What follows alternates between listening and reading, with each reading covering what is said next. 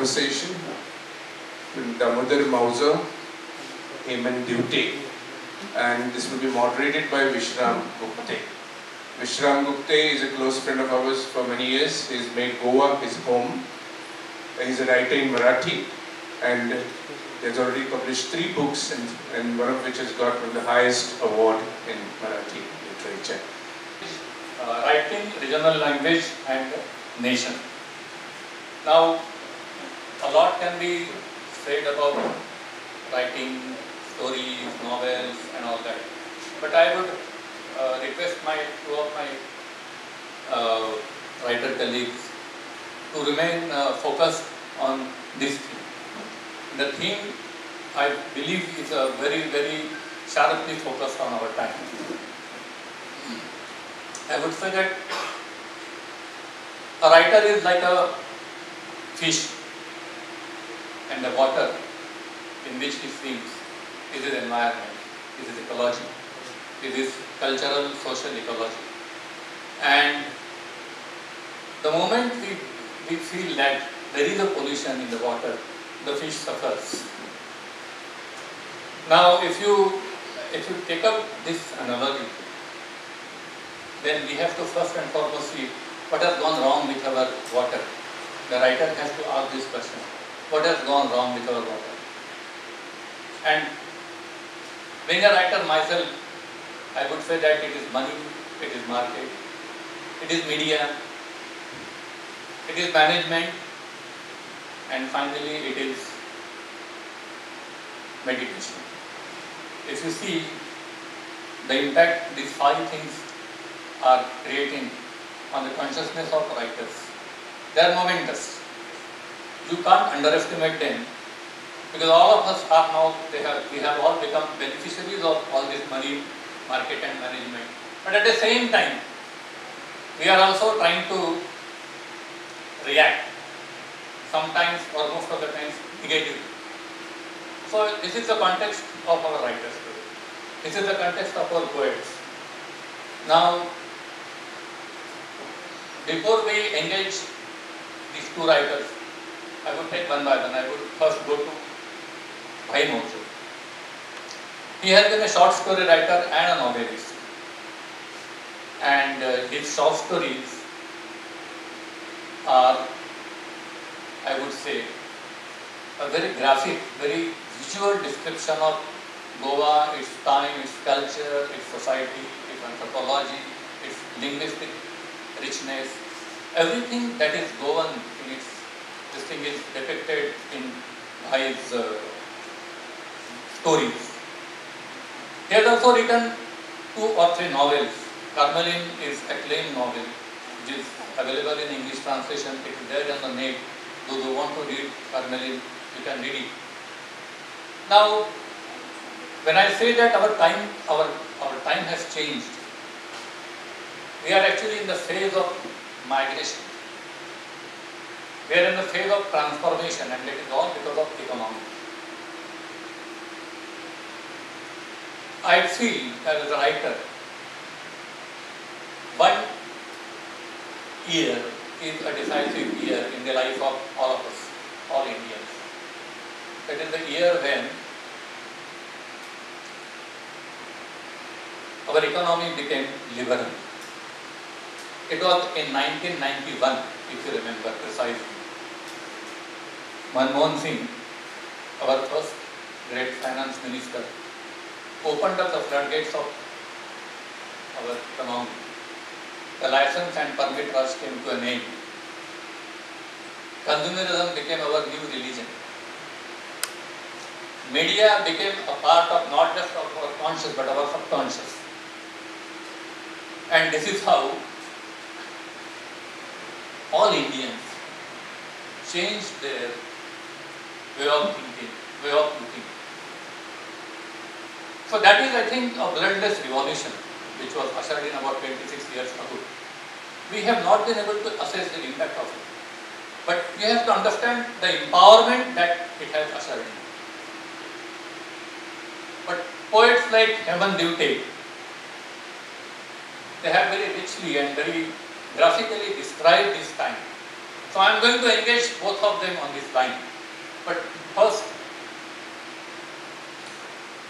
I would, by way of introduction, only small story that Bhai has written and which I love. It appears in These Are My Children, the story collection. And it's a typical quintessential Goan story.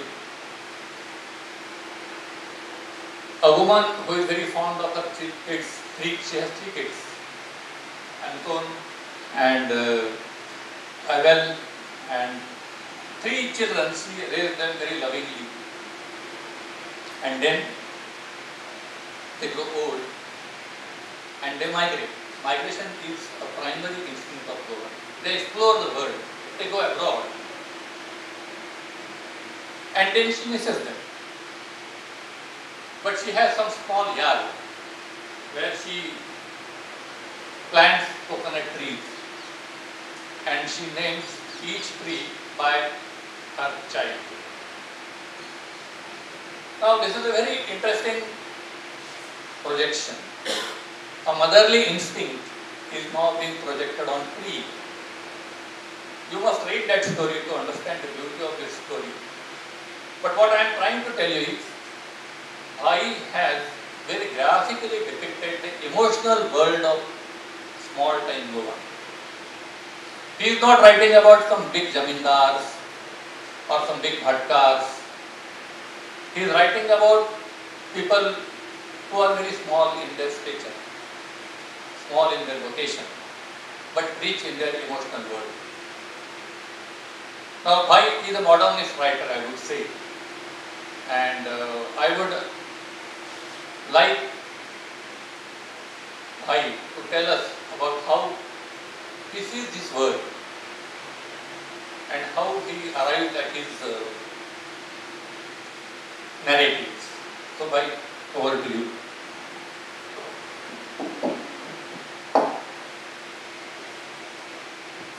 Hello, good evening to you. It's very difficult to speak about your own writing process or thinking process.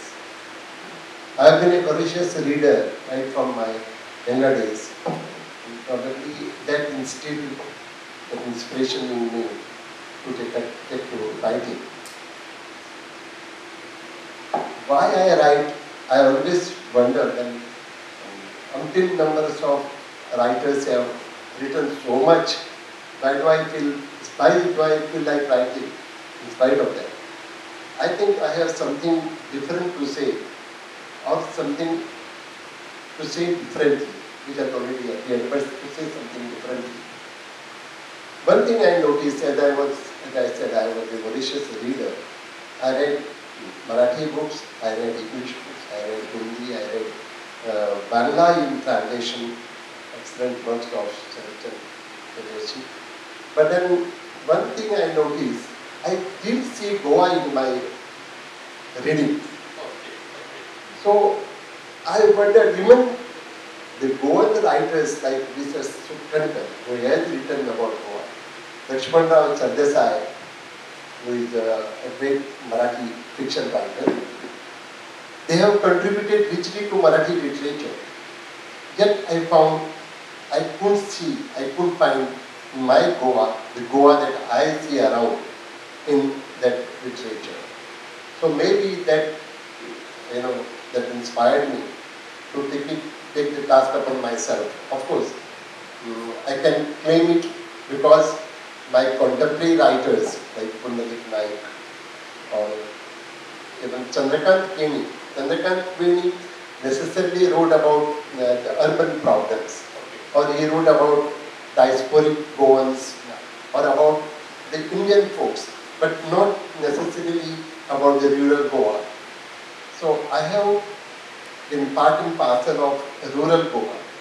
I lived in a village, I studied in that village, I played football with my colleagues in that village, and the ambience was totally different from what I read that far. The reason is, I live in a village from Salset in South Goa, which is predominantly Catholic areas. So it is populated nearly 95% or more by Catholics and hardly few houses of Hindus. But I never felt that distinction. I never felt that othering factor.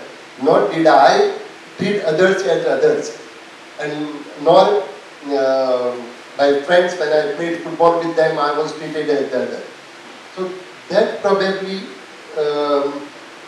forced me to write those aspects of life, Goan life, which had not been depicted in English literature or Konkani literature of Goa. So that probably compelled me to take to writing. So it means that I have been a very inclusive kind of person. Because when you read his fiction, you will see it is populated by host of people. There are Hindus, there are Christians, there are Muslims, there are transgenders, there are children, there are women and old people. Yeah, and immigrants. Now that is a very, very interesting worldview. But can you just tell us how did you arrive at your most famous novel, Caraline? I hope I give enough time to Hemant the reader. Well, I'm a short fiction writer. Correct, yeah. I think basically the things come to me as short fiction. I never thought of writing a novel that far. When I started writing, I had two katha in my mind about, but both were related to going to Gulf. There were two aspects. Some women went to Gulf, particularly Kuwait. And that was the time when you go anywhere in the Gulf, people would say you are going to Kuwait. So women went to Gulf as ayahs and getting involved in different things. And there was another story in my mind which was also shaping side by side. It so happened that, by the way, those who do not know me, I would say I am a shopkeeper, that too of a village, where I run a shop for about 12 hours a day, from 9 to 9 in the night, with a gap of 2 to 3 hours in the middle. But then, as a shopkeeper, I was keeping busy. So probably why I am a short story writer is because probably my profession would not permit me enough time to take to writing. So when I had some problem with my throat. So some vocal cords had to undergo some minor surgery. And after that, doctors advised me to take rest. Don't speak for about 15 to 20 days.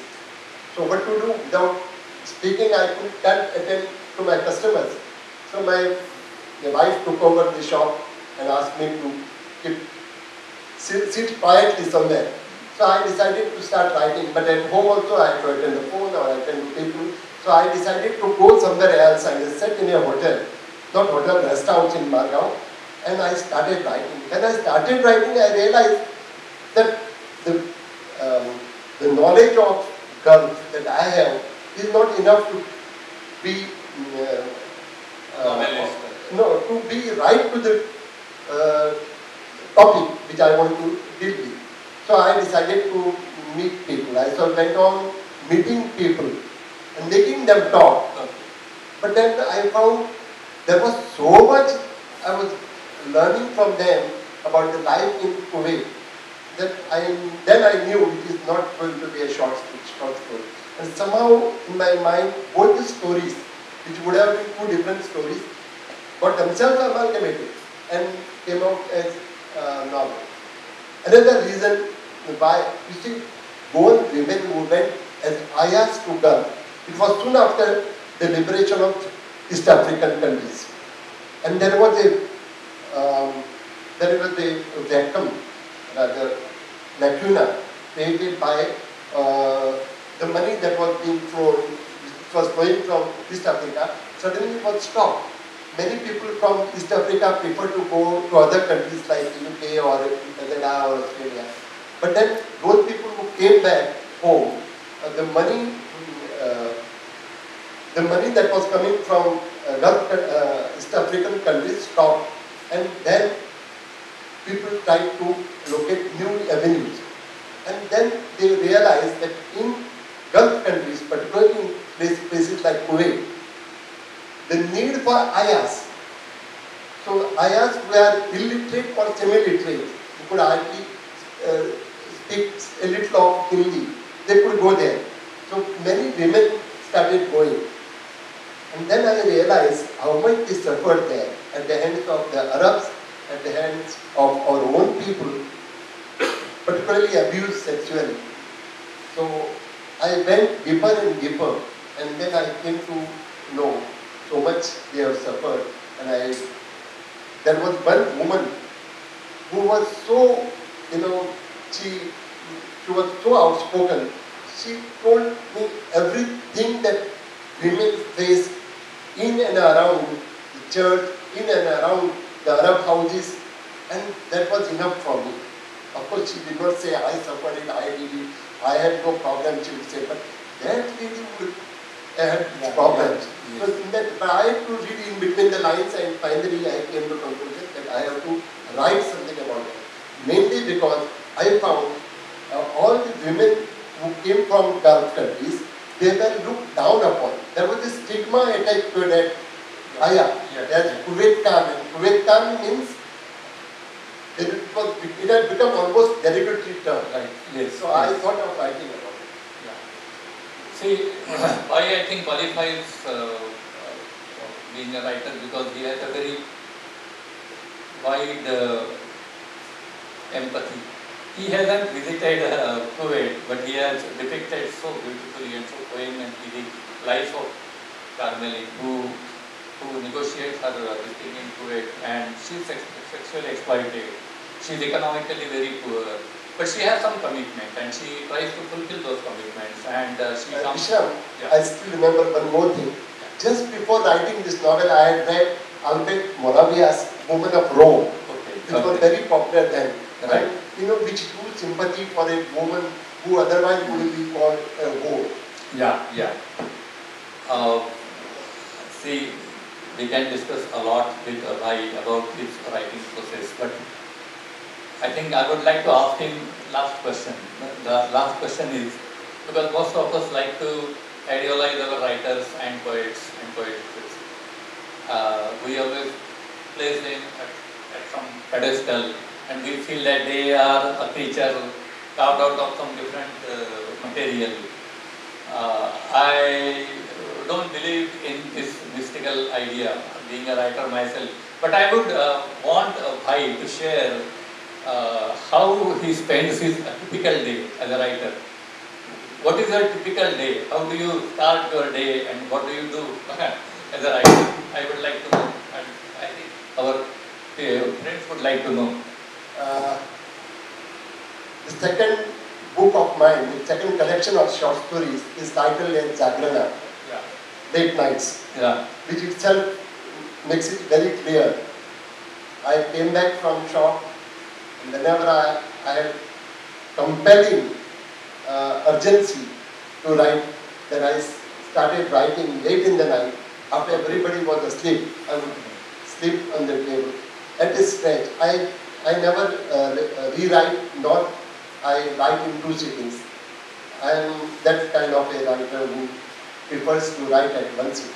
So I would start around 10:30, 11 in the night, and then finish by 2 o'clock, 3 o'clock in the night, and go to sleep. And then I would sleep over the story and read it again objectively after about a week or so. So that was my way of writing. So when we sleep, he works. That is the secret of his being a good writer. Now I would turn to our young poet, Hemant Divte. He is from Mumbai. Thank you for calling me young. Yeah. We are all young. We like to believe that we are young.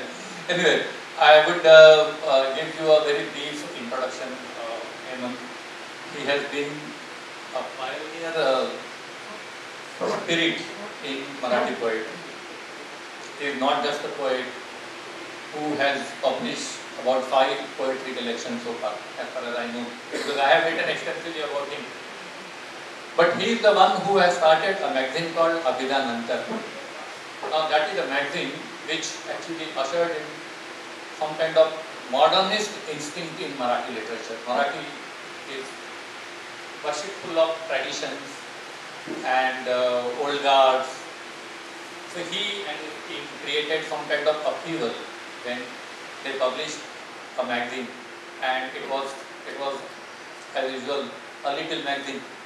So it was published when he could do it and when he could have enough material. But all those 25 or 30 some issues of Abhidanantar are a benchmark of modern literature in Marathi. That is one thing that I must tell you about Hemant. He has been, as I have told you, he has felt very deep in his heart the transformation that the world has taken. The kind of money, market management, media and meditation has been playing havoc with our lives. If you want to understand the quintessential poetic hands of a postmodern soul, his poetry is the guide. You read his collections. I think they are also translated into English. Yeah. He is also translated widely. So, Hemant has been a spokesperson of anti-globalization. He resists the idea of globalization because I call it GPL. Yeah. Because right. Yeah. He offers resistance to his poetry. That is one second thing about Hemant. The third important thing about Hemant is that he is now an established publisher in English and poetry. I want Hemant to talk about your poetic instinct. How does it flower? How does it come about? What is your understanding about this world? Are we going in the right direction or we have missed the mark? And then also something about your publication and your venture in publication. So over to Hemant. These are so many questions actually. And I am kind of a shy person to respond to everything at a time. But maybe the idea of the writing, in my opinion, is actually talking about your time. I am very conscious of the time. To just give you an example, though everybody considers, like there are 3 great poets in Marathi, considered by mostly all the Maharashtrians and others, is Dilip Chitre, Arun Koletkar and Namdev Desai. Of course I like their work.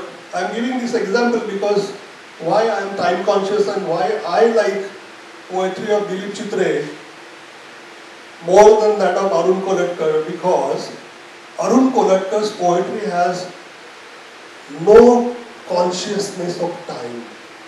That kind of poetry, Arun Koletkar, if he had actually born in 17th century or maybe in 22nd century, he would have written like that. There are no time stamps. Or when you take photograph, You meant to say timeless. Yeah, Poetry. Yeah. it's timeless poetry, but though I appreciate that poetry, I appreciate poetry of Dilip Chitre more, because in Dilip Chitre's poetry there are various things. There are time, there are cities, there are villages, there is food, there is social awareness, and it talks about every aspect of life. So there is no subject in his poetry which is not like neglected or something. Yeah. And in Arun Koletkar's poetry, there is a self, and maybe sometimes it is only Balwan Bua. I don't know whether Balwan Bua is Arun Collector himself or the Balwan Bua is somebody else who was his friend. So he talks about that third person of himself. But this poet, Dilip Chitra, talks about everything in general. I mean, if you read Dilip Chitra's poetry, you can actually measure time. Like this poet was born somewhere in 1950s, 40s, 50s, and later on he wrote poetry. In case of Namde Prasad also, same thing. I mean, if you want to know about Bombay underworld and Netherworld rather, his poetry guides you through everything, from Brand Bazaar to Nasha Pani to everything. And he actually brings a very, very different language